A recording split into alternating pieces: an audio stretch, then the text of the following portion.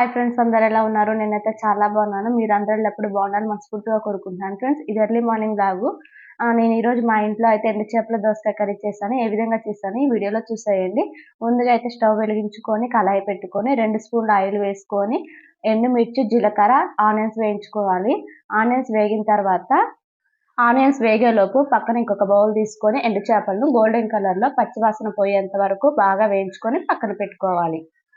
So friends, onions అయితే వేగిపోయాయి. ఇప్పుడు హాఫ్ స్పూన్ పసుపు వేసుకొని ఈ విధంగా కలబెట్టుకోవాలి.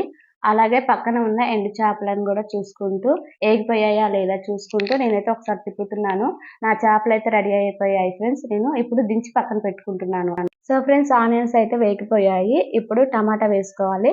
టమాటా వేగిపోవడానికి కొంచెం టైం పడుతుంది కాబట్టి అవి తిప్పుతూ వేయించుకోవాలి. సో ఫ్రెండ్స్, నేను ఈరోజు మా ఇంట్లో అయితే ఎండు చేపల దోసకాయ కర్రీ చేశాను కదా. మీ ఇంట్లో ఏం కర్రీ చేశారో కామెంట్ సెక్షన్లో కామెంట్ చేయండి. సో ఫ్రెండ్స్, టమాటా అయితే వేగిపోయాయి. ఈలోపు అల్లం వెల్లుల్లి పేస్ట్ అయితే వేయించుకున్నాను నేను. ఫ్రెండ్స్, టమాటా అయితే వేగిపోయాయి. ఇప్పుడు నేను దోసకాయ వేసుకుంటున్నాను. దోసకాయ మొత్తం కలిసే విధంగా ముక్క ఉడికే విధంగా కలుపుకోవాలి. ఈ విధంగా దోసకాయ ఉడకడానికి టైం పడుతుంది కాబట్టి 1 స్పూన్ సాల్ట్ అయితే యూజ్ చేస్తున్నాను నేను. సాల్ట్ వేసుకున్న తర్వాత కర్రీ మొత్తం కలిసే విధంగా ఈ విధంగా కలుపుకోవాలి. సో ఫ్రెండ్స్, ఈలోపు మనమైతే ఎండు చేపలు ఇందాక వేయించి పెట్టుకున్నాం కదా. ఇప్పుడు నేను వాటిని క్లీన్ చేస్తున్నాను. వీటిలో ఇసుక ఉంటుంది కాబట్టి 1కి 2 సార్లు అయితే శుభ్రంగా కడుక్కోవాలి. సో ఫ్రెండ్స్, చేపలైతే నీట్‌గా కడిగి పక్కన పెట్టుకున్నాను. ఈలోపు దోసకాయ అయితే ఉడికిపోయింది. మొత్తం కూర ఒకసారి కలబెట్టుకొని తర్వాత ఎండు చేపలైతే వేస్తున్నాను. మొత్తం ఎండు చేపలు వేసుకున్న తర్వాత కర్రీనైతే కలబెట్టుకోవాలి.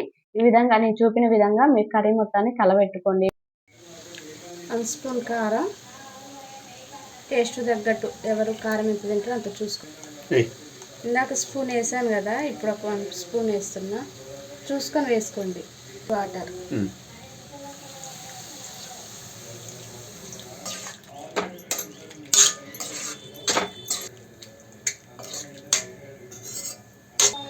స్పూన్ మసాలా. సో ఫ్రెండ్స్, దోసకాయ ఎండు చేపల కర్రీ అయితే రెడీ అయిపోయింది. ఈలోపు మా వారైతే డ్యూటీకి టైం అయింది. మా వారు వచ్చేసి టిఫిన్ పెట్టమన్నారు. ఈరోజు మా ఇంట్లో అయితే నేను ఇడ్లీ ప్రిపేర్ చేశాను. మీ ఇంట్లో ఏ టిఫిన్ చేశారో కామెంట్ సెక్షన్లో కామెంట్ చేయండి.